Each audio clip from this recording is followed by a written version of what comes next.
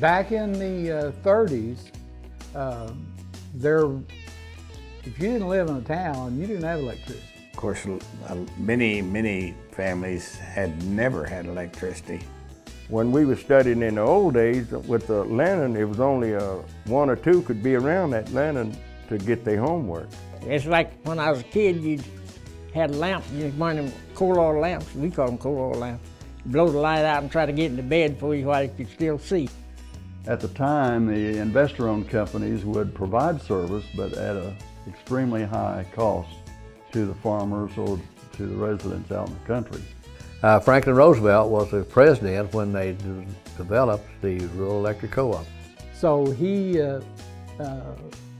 initiated a program called the Rural Electrification Administration. To begin the cooperatives, individual leaders from the communities had to sign up people to get the power. We had trustees go door to door and ask members to sign up to join the electric cooperative for $5. They used just regular post old diggers like a farmer would use that they had 10-foot handles in them. Yeah, they dug many holes out in my part of the country with just by hand. They had two crews and there was about 15 men on each crew. And it took that many men to keep enough holes dug for the line building crews. Man, it was great to have that electricity, I'll tell you for sure. Everything was all right. Yeah, you could go to the door there and turn the switch on, you had lights, no problem. It was great. It's like the best thing that ever happened to you. And that's how the East Central was formed. And from that, we've grown to where we are today. And we have over 6,000 miles of line that we manage and over 33,000 consumers. Now the new modern equipment with these bucket trucks and diggers and stuff, you can do 10 times the amount of work that you could get done when you had to do it manually.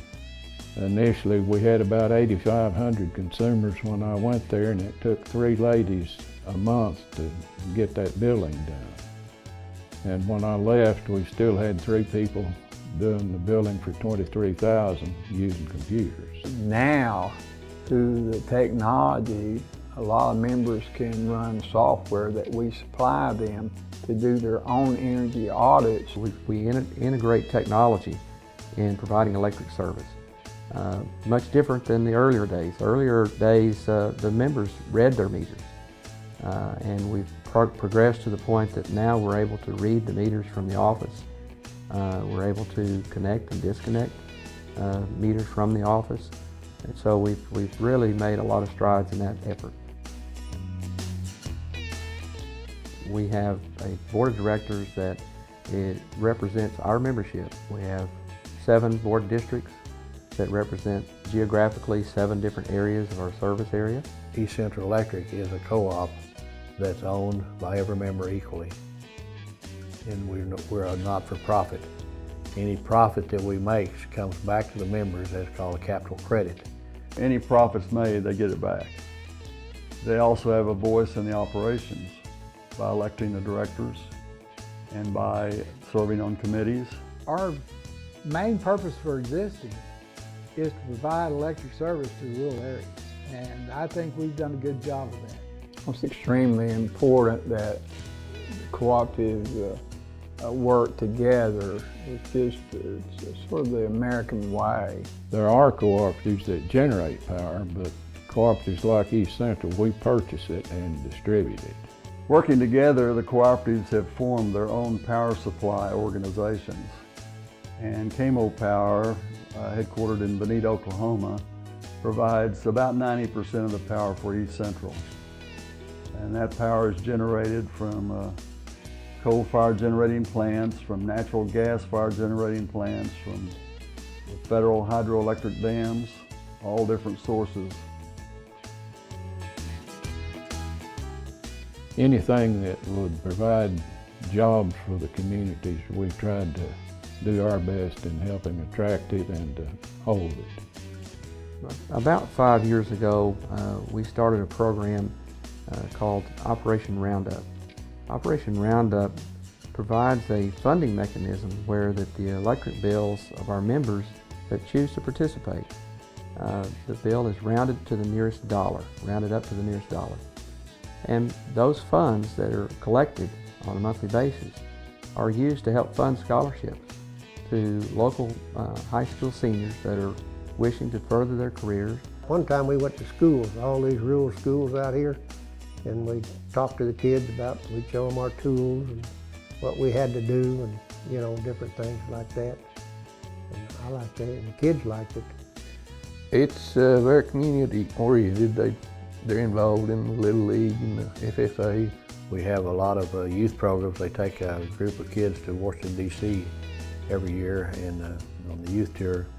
And we've got a great group of staff that work with those kids to see that they get those youth tours and do those things. The most important thing is to have a good relationship with your members. The favorite part of working at East Central is the gratification that we have to serve our member owners. We serve the people that own our cooperative, and when the lights go out, we all as employees take that very seriously to get the power back on as soon as possible. And it's total darkness out in the rural areas. I mean, totally black. And when they hit that breaker, you know, you can see the lights all over the country come on. And that's one of the things that's so rewarding to the employees. And it gets in their blood, and once they start working for the co-op, they're usually hooked. I enjoyed the co-op really. It was a good place to work. They really treated us, I mean, it was a good place to work. If it wasn't for them, I probably wouldn't have what I got now. When a storm comes through our area, whether it be an ice storm, a snowstorm, a tornado, whatever it might be, and we have significant damage to our electrical system, we call from our neighboring cooperatives and they send help. Mostly in a storm break situation, when a big storm comes through an area, it doesn't usually always hit the same part of the state all at the same time, or different states. It doesn't have to be in this state. They call for crews and we put one together, or if we need the help, we call for a cruise. We have people come in from all over the United States to help us in our big storm. Our system was just practically destroyed by an ice storm. So I had this gentleman call me, really mad. He'd been without power about a week. And I told him that, you know, we were trying as hard as we could to get him back on. He wasn't very happy when we ended that conversation. The next day, he called me back.